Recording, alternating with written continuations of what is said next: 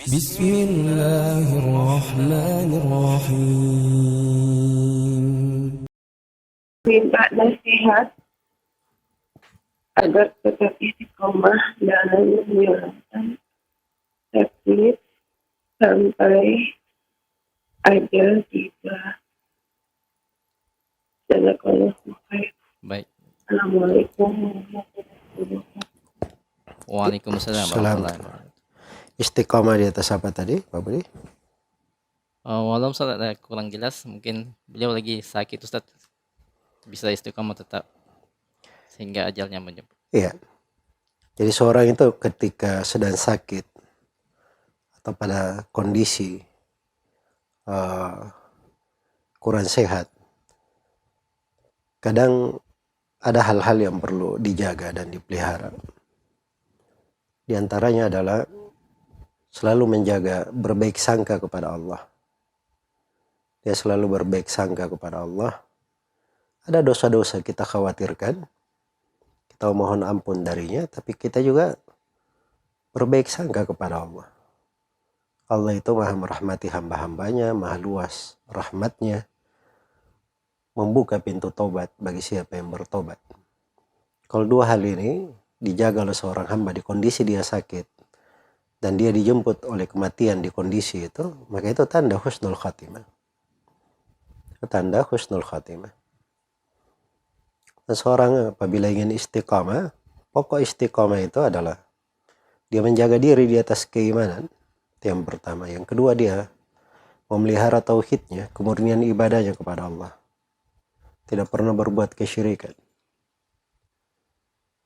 Kemudian yang ketiga, dia beramal dengan amalan yang salih. Dan bagi siapa yang ingin istiqamah, dia selalu bertobat kepada Allah Subhanahu wa ta'ala. Selalu bertobat kepada Allah Subhanahu wa ta'ala. Iya. Dan di kondisi seorang dalam keadaan sehat, sebab istiqamah itu adalah dia giat dan rajin dalam belajar menuntut ilmu. Menuntut ilmu itu ibadah ya. Banyak orang yang keliru. Dianggap bahwa belajar dan menuntut ilmu itu di kondisi kalau dia masih kecil, masih belajar, atau dia belajar resmi, atau di kondisi sehat. Padahal ilmu itu dia bisa mendapat berbagai kebaikan di segala keadaan. Di kondisi sakit pun sejumlah ulama ada yang masih menghafalkan sebagian hadits, ada yang masih membahas masalah-masalah ilmiah, ada yang masih menjawab pertanyaan dan bertanya, membuka pembahasan ilmiah di kondisi sakit. Sebab mereka memandang itu adalah ibadah. Iya, itu adalah ibadah.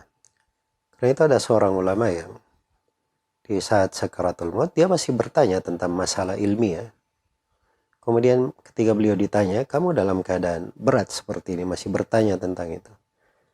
Kata beliau, saya berjumpa dengan Allah dalam keadaan saya tahu masalah ini, itu lebih baik daripada saya tidak mengetahuinya, jahil tentangnya. Jadi mereka menganggap bahwa itu adalah bagian dari kebaikan yang besar yang menyebabkan istiqamah, dan itu sebab husnul khatimah juga. Iya. Demikian pula dia jaga, siapa yang istiqamah dia jaga dirinya di atas amalan salih. Siapa yang istiqamah dia jaga dirinya di atas keikhlasan. Siapa yang ingin istiqamah dia keluar dari dunia ini dalam keadaan selamat.